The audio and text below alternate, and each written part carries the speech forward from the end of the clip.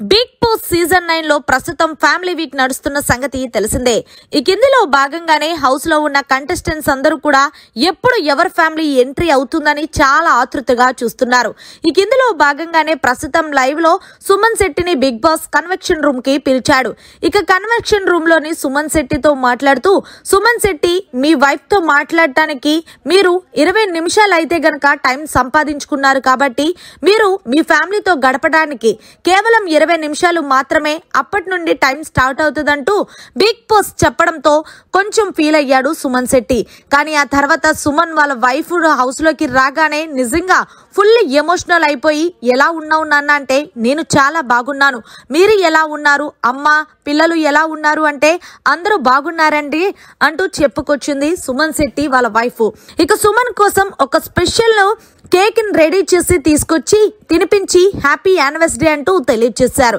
ఈ కిందలో భాగంగానే వీళ్ళిద్దరికీ కాసేపు సమయం కేటాయించాడు బిగ్ బాస్ మాట్లాడుకోవడానికి. ఈ కిందలో భాగంగా సుమన్ అడుగుతున్నాడు, నా గేమ్ ఎలా ఉంది అంటే, నీ గేమ్ చాలా బాగుంది, నువ్వు ఇప్పుడు ఎలాగైతే ఆడుతున్నావో అలాగే ఆడు, కానీ హౌస్ లో ఎవరిని నమ్మద్దు అంటూ చెప్పుకొచ్చింది వాళ్ళ వైఫ్ సుమన్ కి. ముఖ్యంగా ఇమాన్యుయల్ అయితే గనక అస్సలు నమ్మద్దు సంజన గారిని అంటూ కూడా చెప్పుకొచ్చింది. మరి హౌస్ లో నీకు ఎవరాట నచ్చింది అంటే, నాకు తనుజ ఆట నచ్చింది అబ్బా, నిజంగా తనుజ చాలా బాగా గేమ్ ఆడుతుంది.